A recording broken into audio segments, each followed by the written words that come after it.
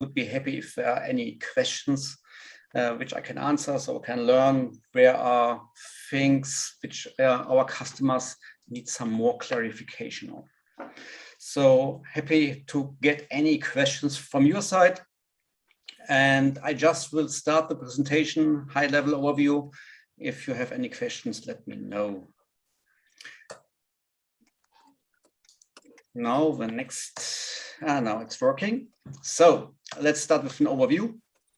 So if we're talking about identities, it's always often about the same issues or problems our customers have. First of all, in most cases, there is somewhere in a Microsoft Active Directory. And customers, what they want to do is, of course, they want to synchronize with user information. And also, of course, in combination with single sign-on. So single sign-on, often Active Directory is used in the corporate world with Kerberos for authentication. And for the user experience, if we go now to the SAP world, the most, I think, common example is the SAP Fiori Launchpad. If you have then the different tiles, you don't want that users have to authenticate again and again if they click on a tile. So single sign-on is very critical for our customers for the user experience. Then in most companies, we see there is a kind of leading IDM system. This can be SAP Identity Management, but of course, there's Okta, there is Microsoft, there's so many different solutions out there. And it's important that we also integrate that we allow the integration to any IDM system, any leading IDM systems an SAP customer is using. Then integration, of course, a very difficult topic. What is expected, of course, is an out-of-the-box configuration. Why it's difficult? Because each and every out-of-the-box configuration does not fit always 100% to all customer use cases, but it's always better to start with something instead of having an empty system without any configuration.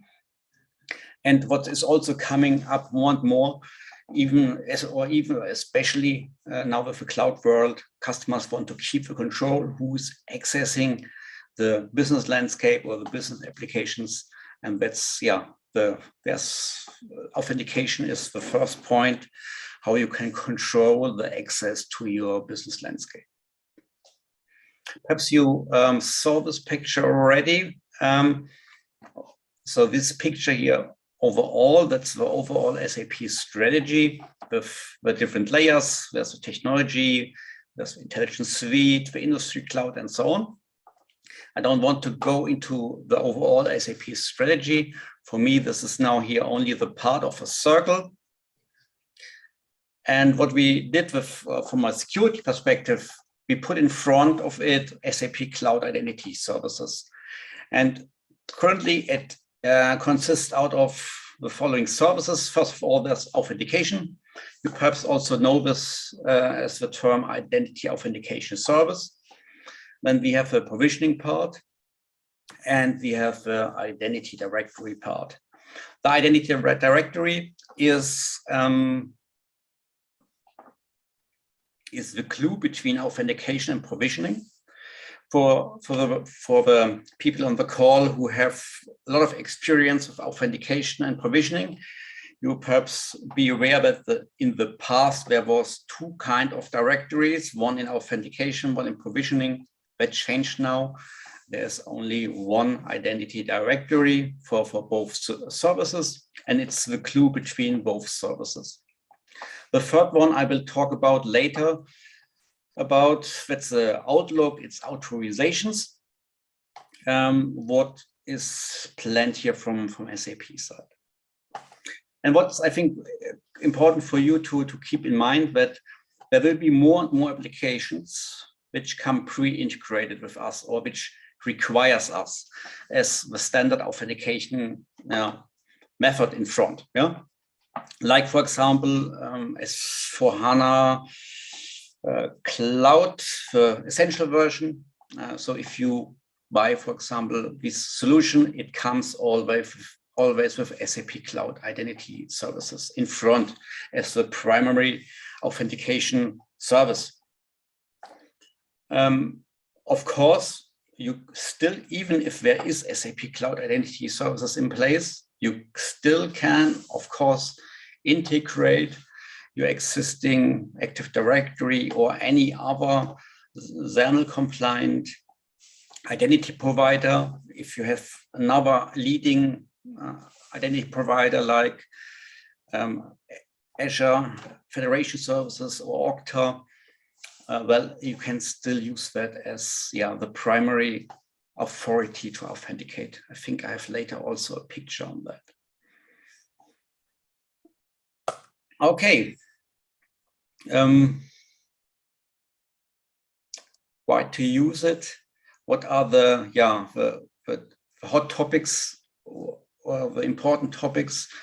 Why LOB solutions from SAP decide to deliver SAP Cloud Identity also as part of their solutions?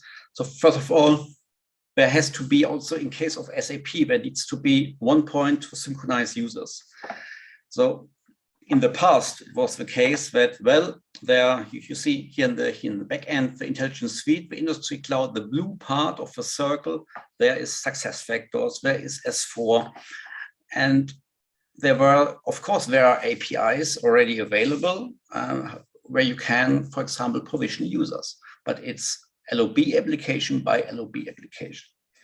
And what we want to achieve is that there is one hub where you can provision users to with always the same language, so SCIM.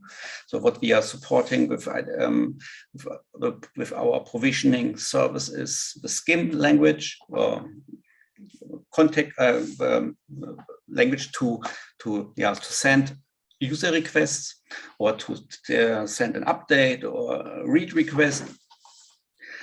But you don't have to learn for each and every SAP solution how to maintain or how to provision users. Then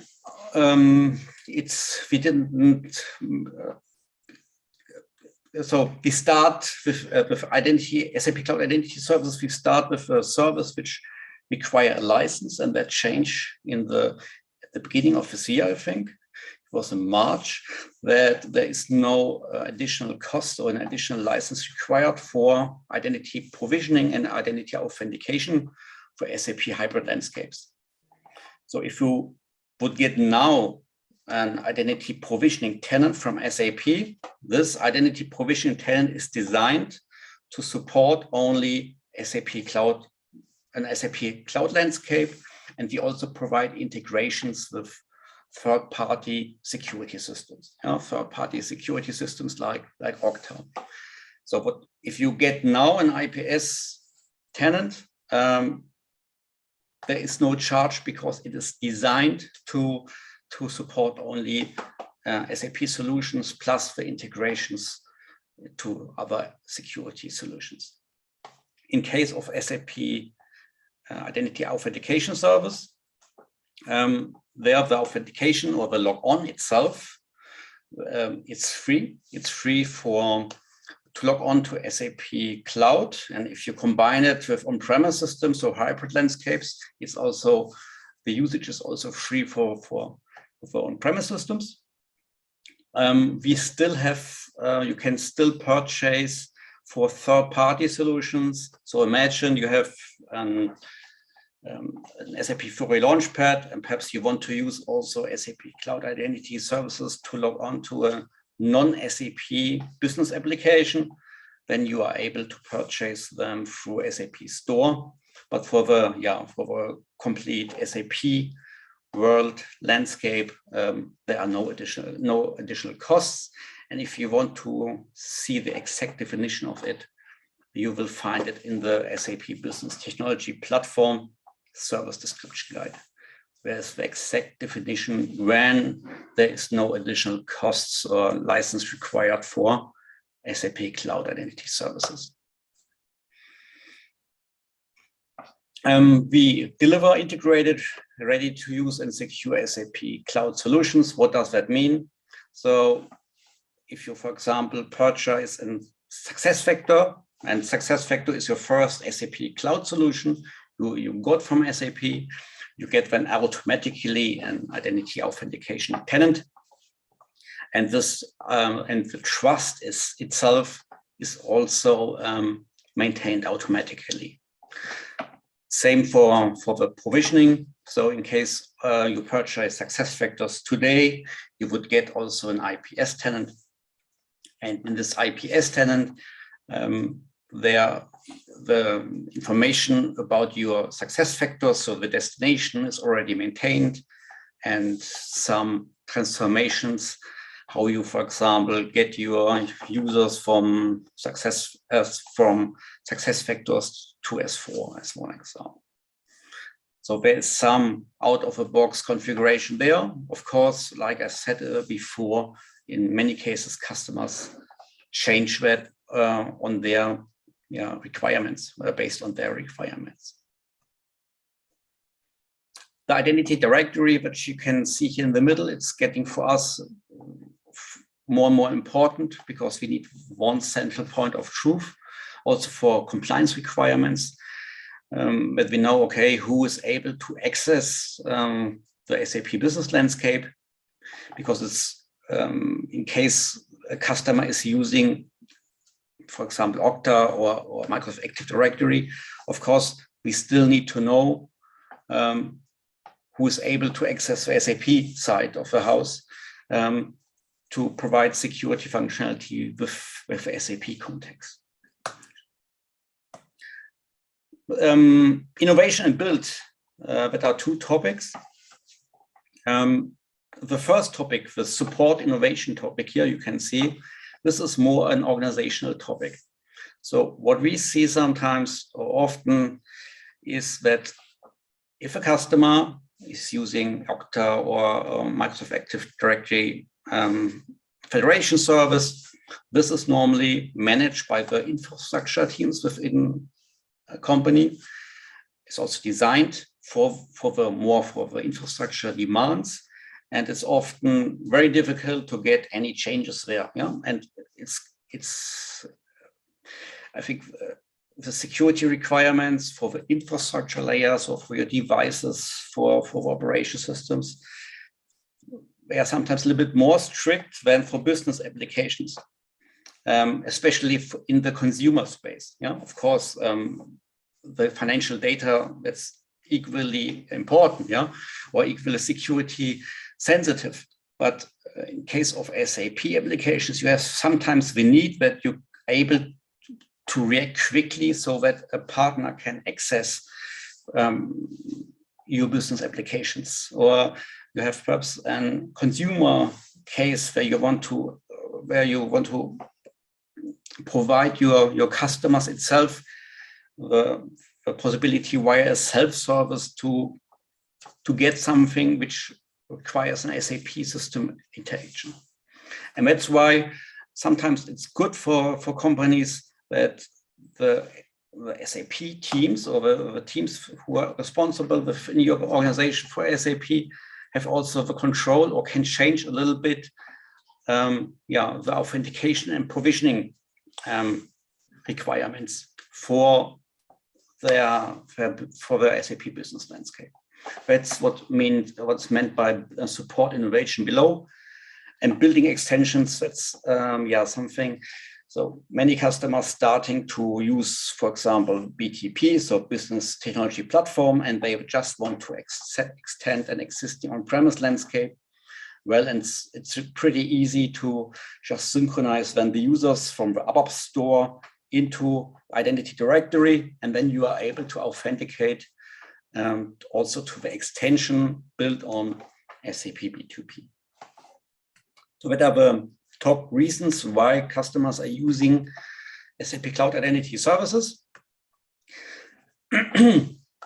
And I want to talk now a little bit on concepts, because sometimes there is some confusion, or it's not clear to customers why IaaS works, or how the tenant life cycle for an IaaS is.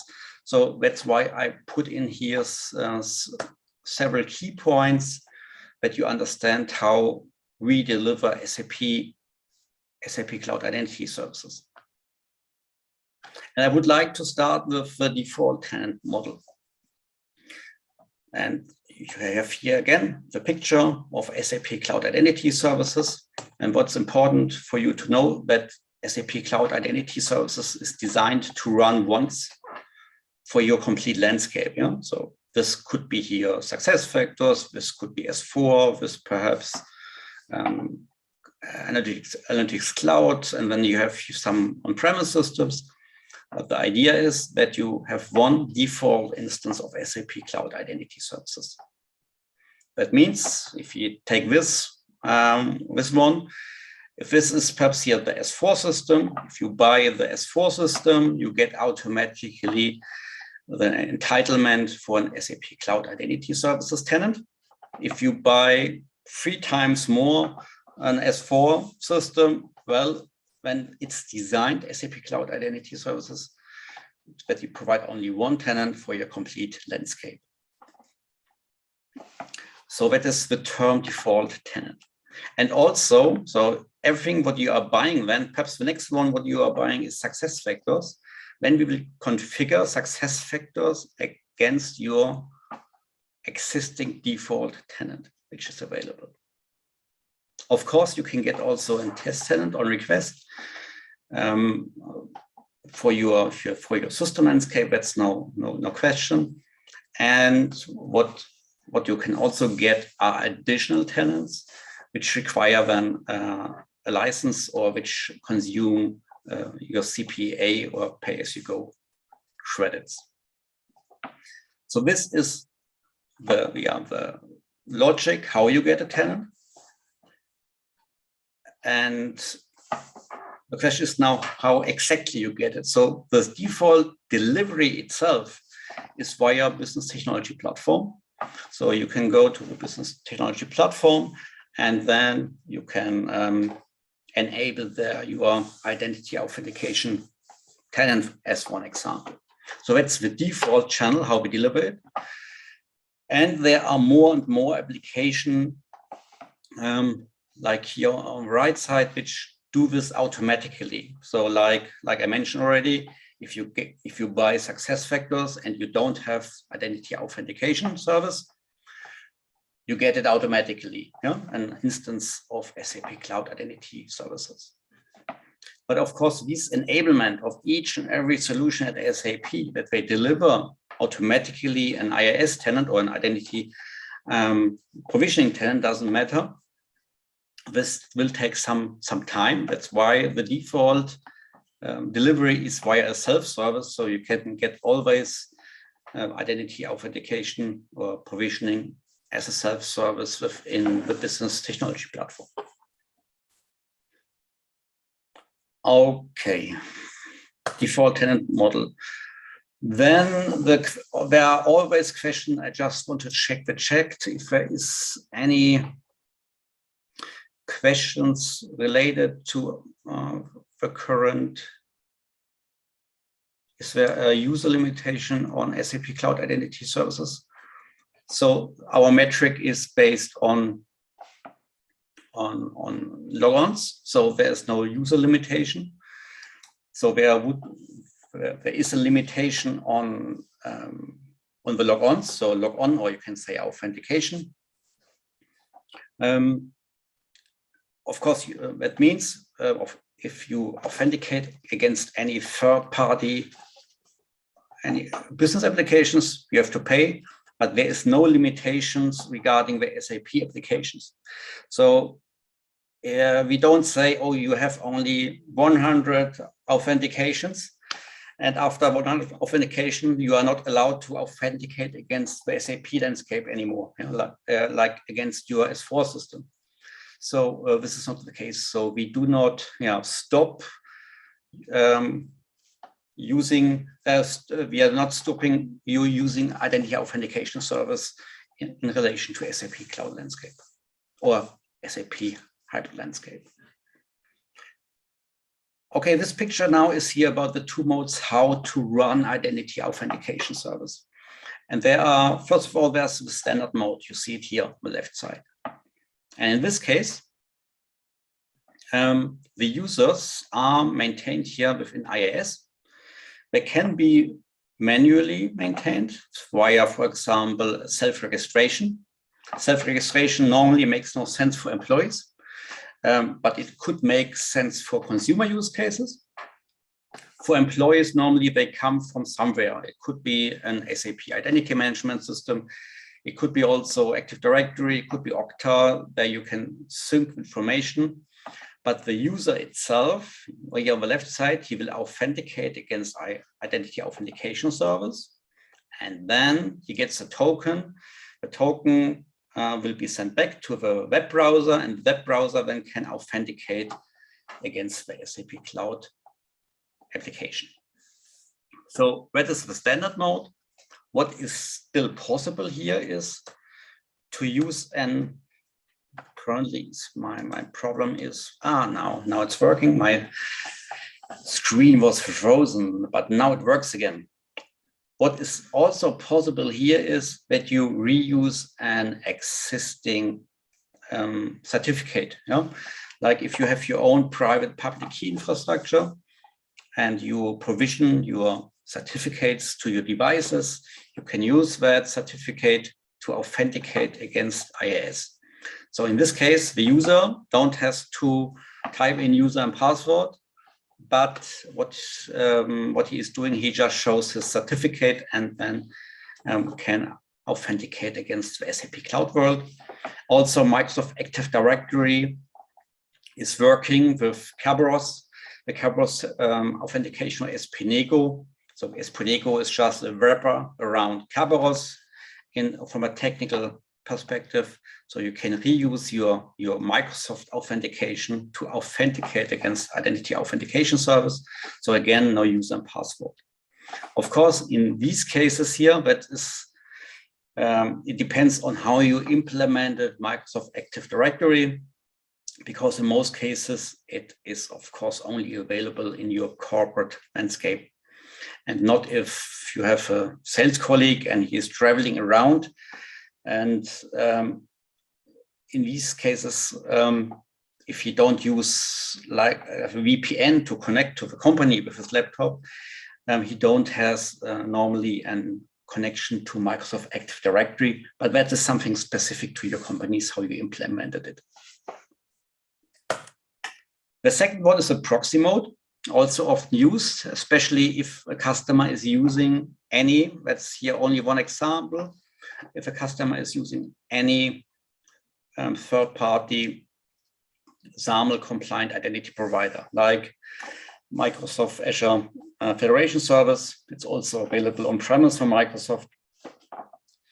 So in these cases, the user authenticates against, in this case, Azure, and he gets back an XAML token in the web browser, and this XAML token is then used to authenticate against IIS, and IIS forwards that information to the SAP Cloud World. And then often this configuration makes totally sense. What makes often no sense is if you implement that to prevent any synchronization of user information. I put it here in with a question mark, with a synchronization of user information to IIS. Why? Because what we do from SAP side, and we will do it in the future more often, that is also something which I want to give you with that call, to keep that in mind. What we do here at that point is we will transform more and more often the token.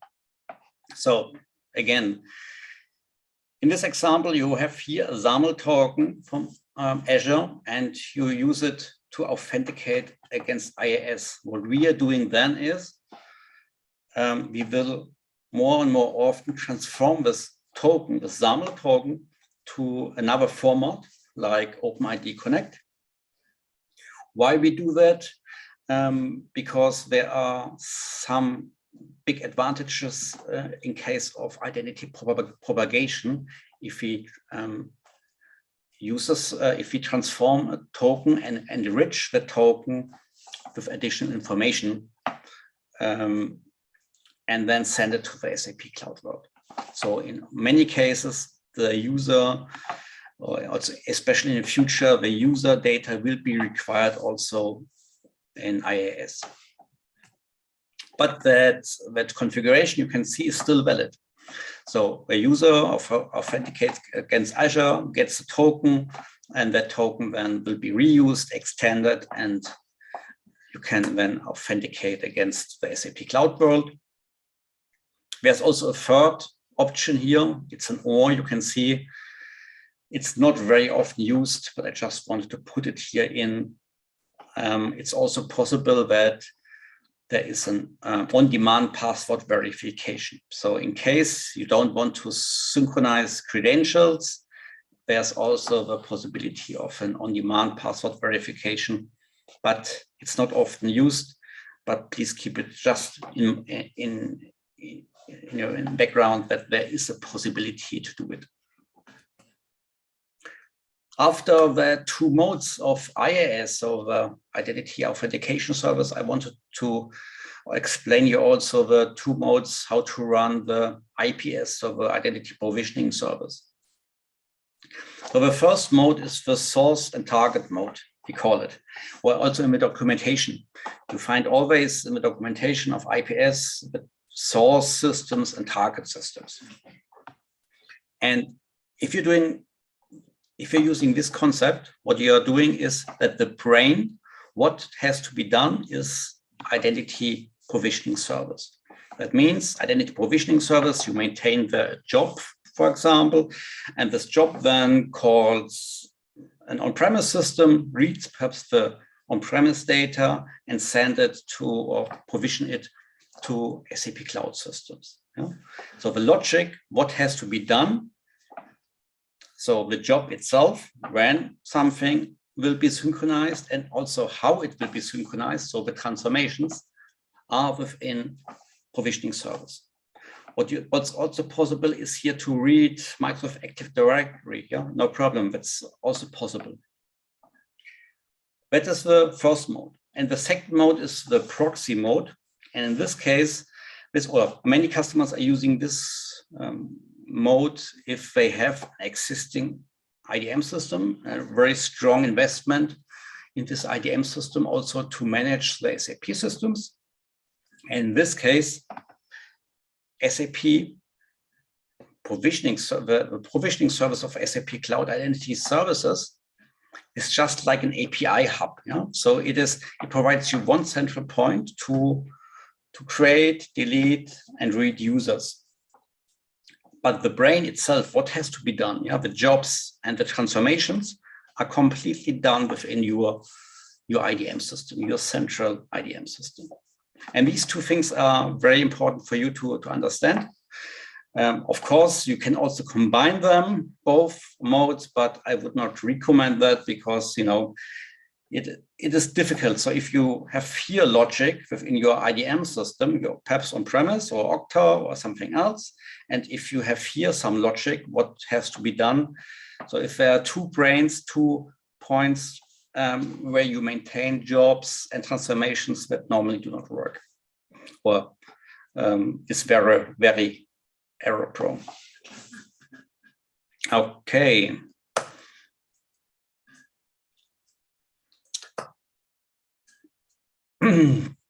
If I'm talking to customers, there are always three questions in 3 areas. It is, first of all, what is about the SAP on-premise world?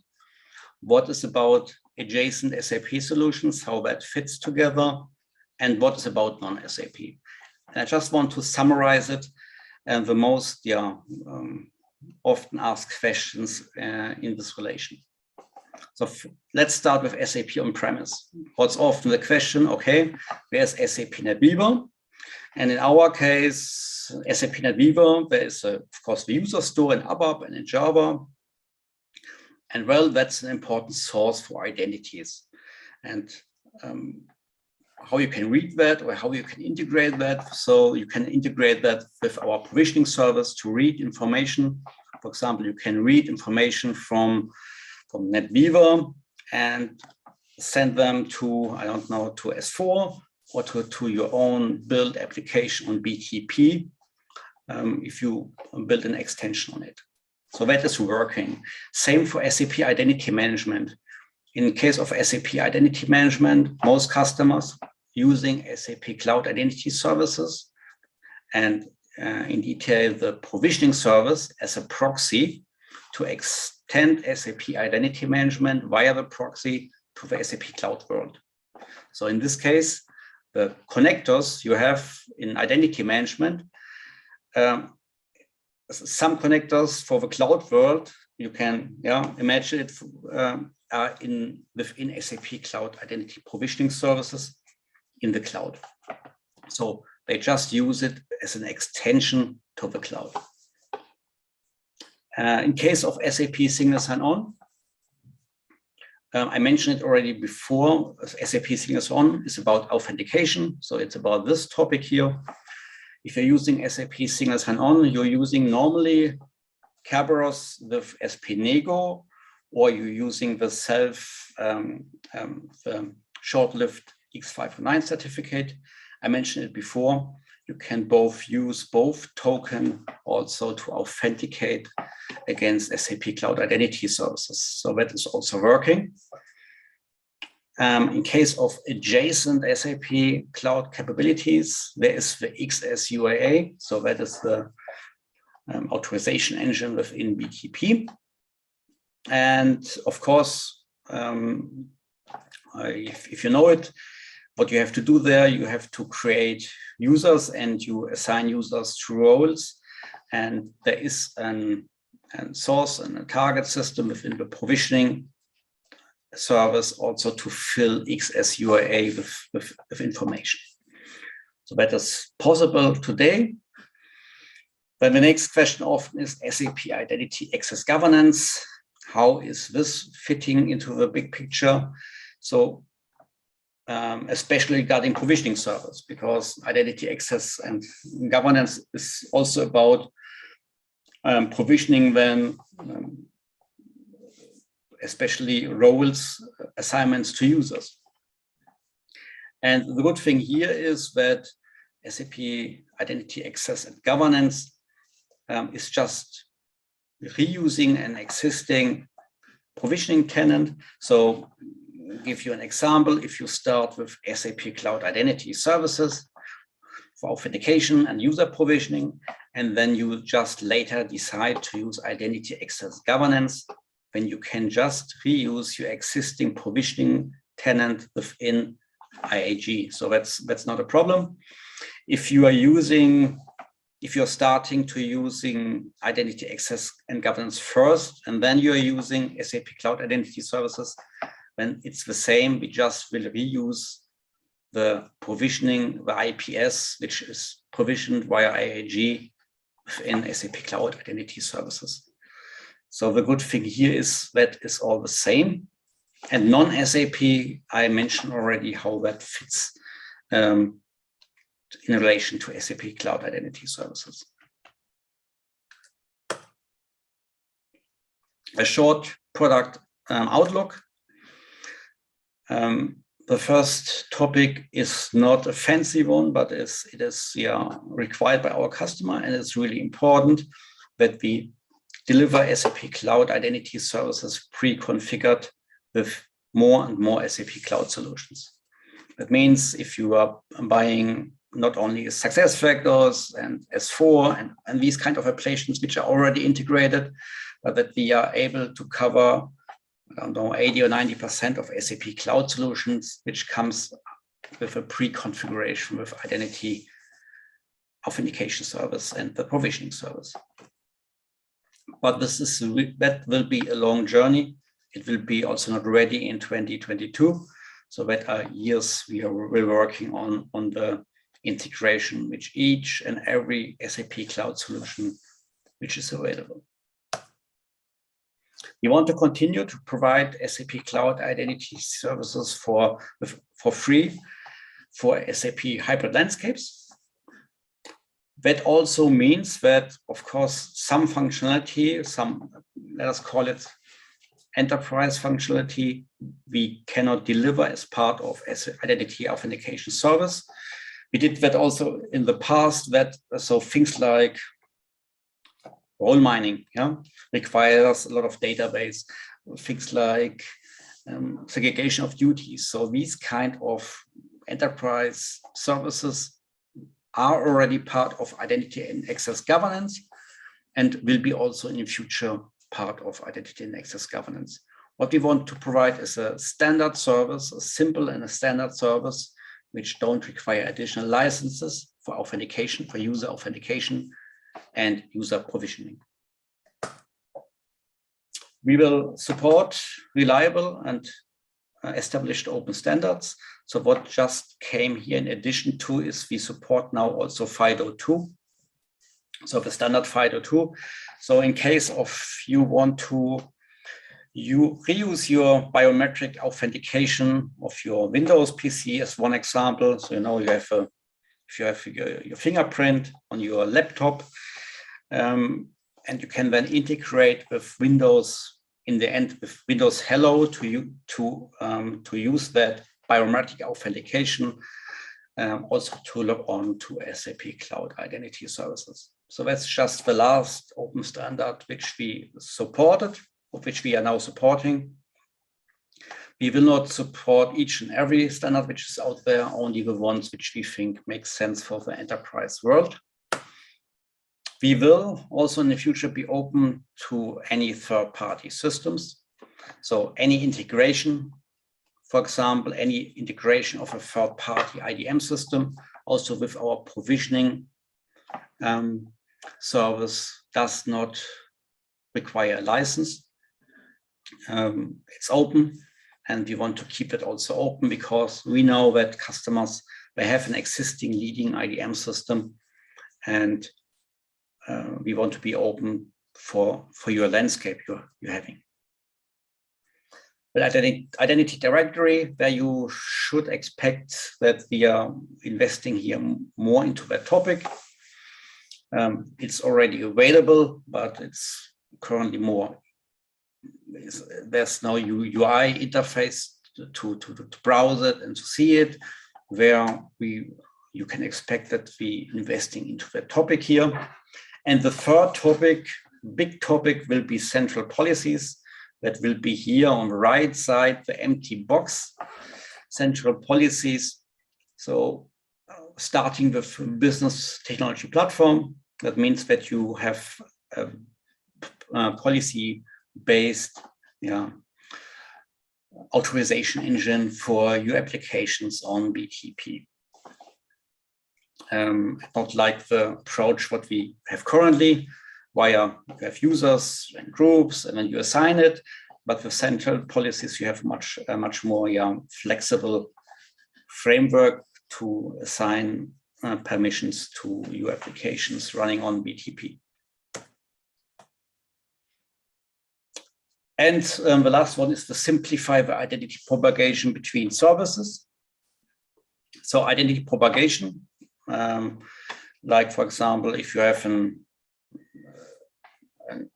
main application and this main application then want to access a service to get or to receive data, then if this call from your main application should be done as in the context of the user using the application, we call this identity propagation between services.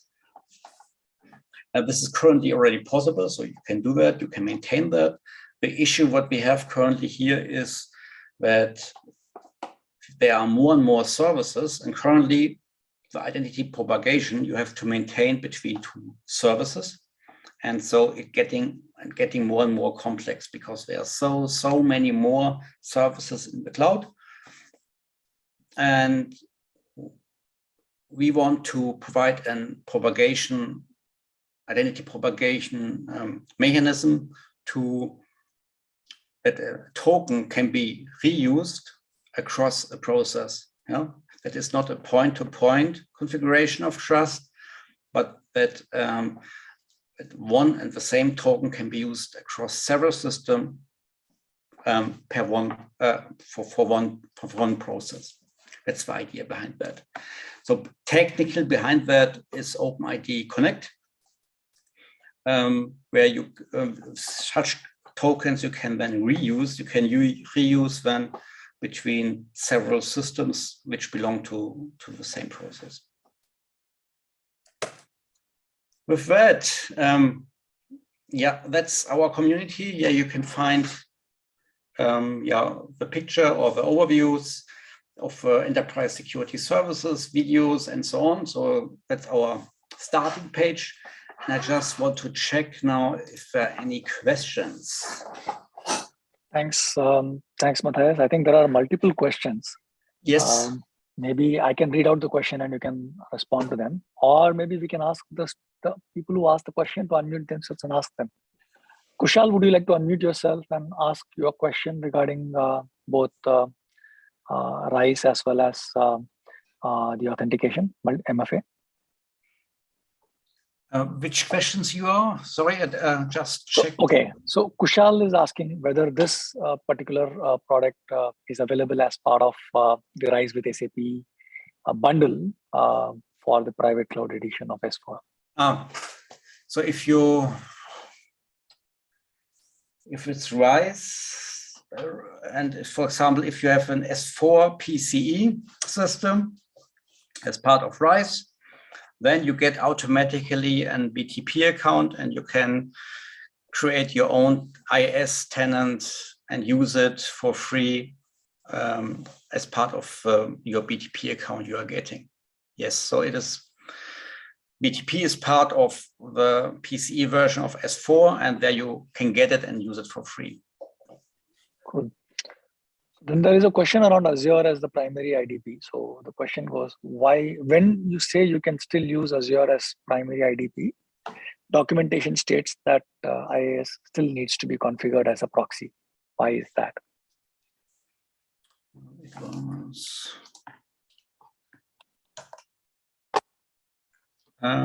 It is just take one picture to, yeah, it is, I think, related to the slide here.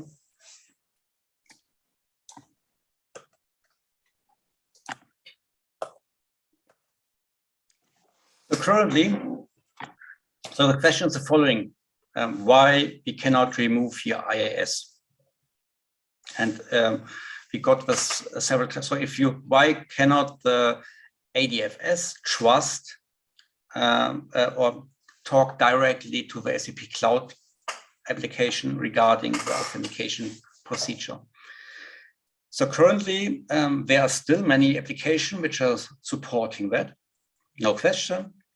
But our strategy is that we have one central point for authentication, because the other demand of most of our customers is, dear SAP, please provide us integrated applications.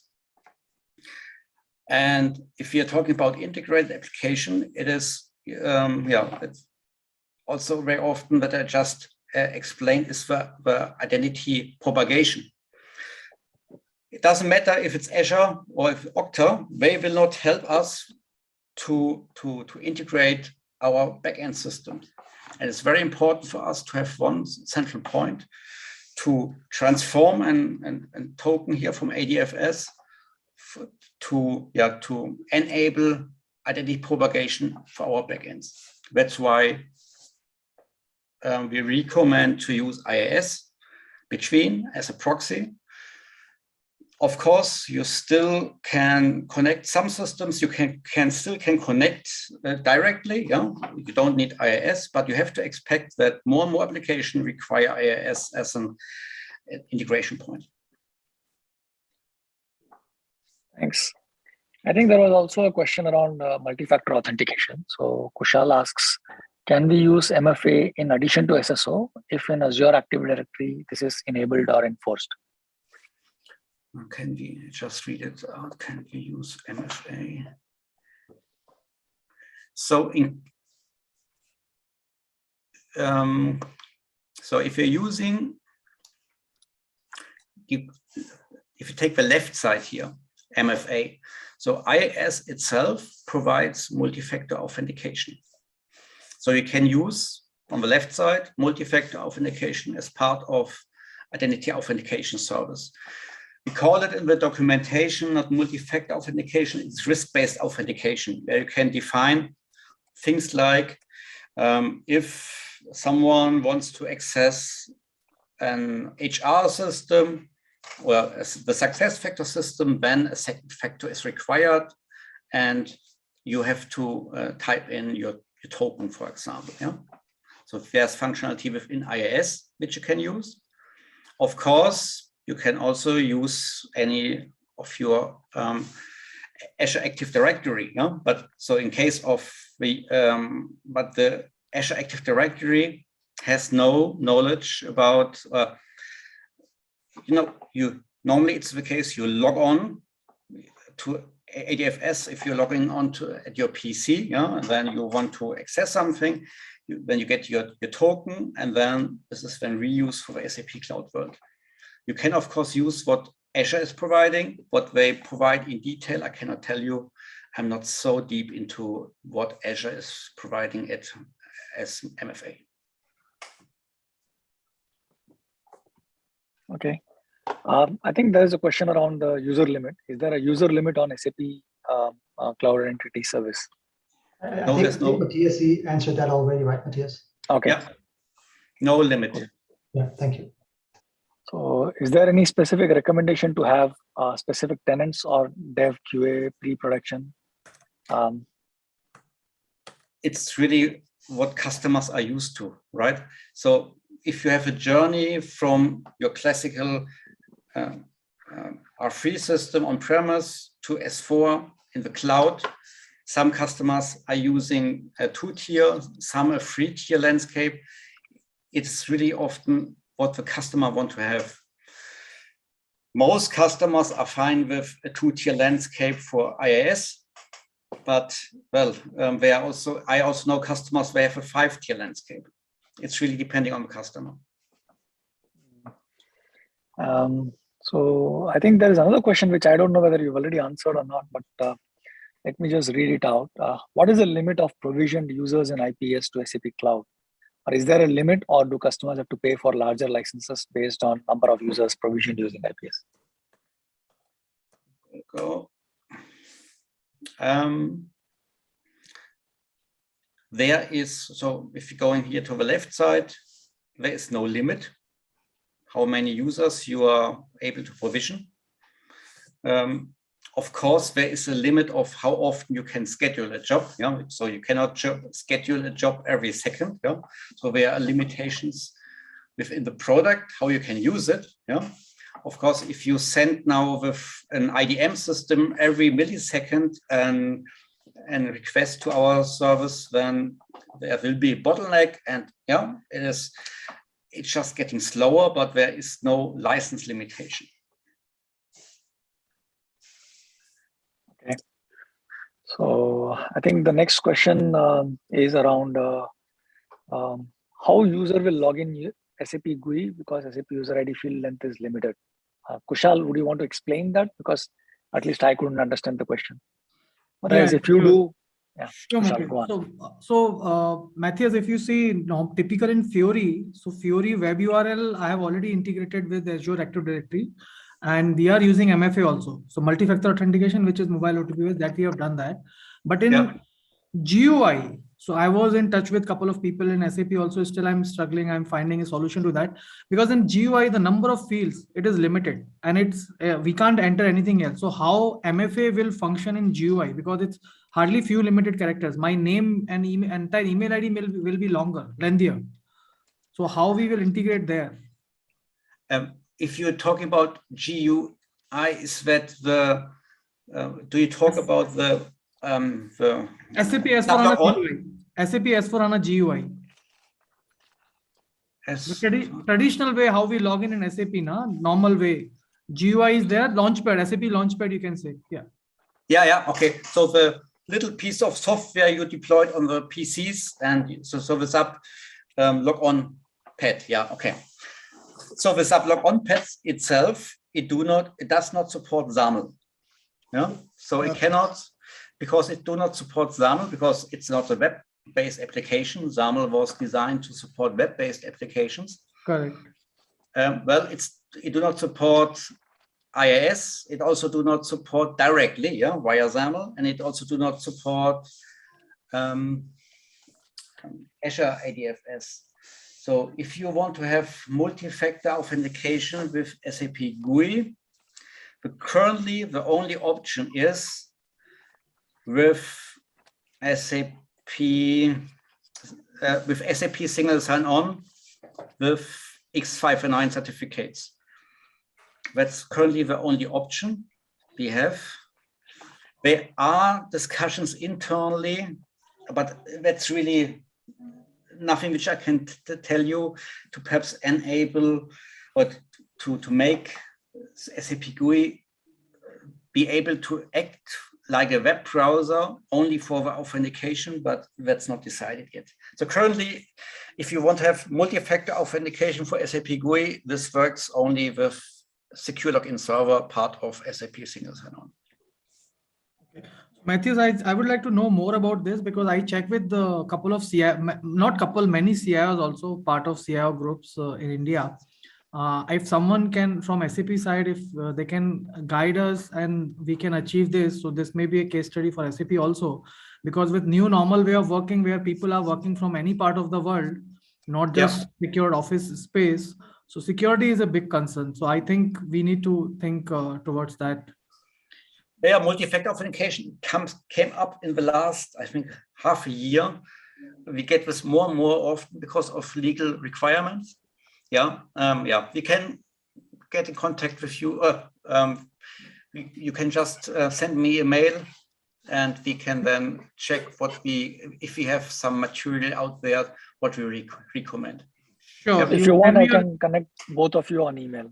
Okay, that would be good. Yeah, that will be good. Thank you.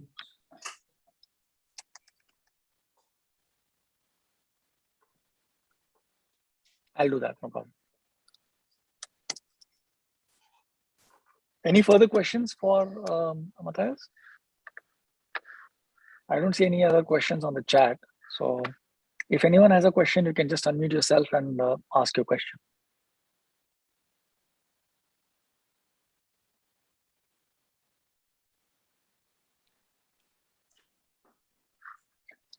If not, I think I wanted to thank Matthias for your insights and taking us through the entire topic. Really thankful for that. And thanks everyone else for joining and staying with us through the entire session. We hope that you found the session useful, helpful, and happy holidays to everyone. Take care. bye. Thank you all. Bye-bye. Bye-bye.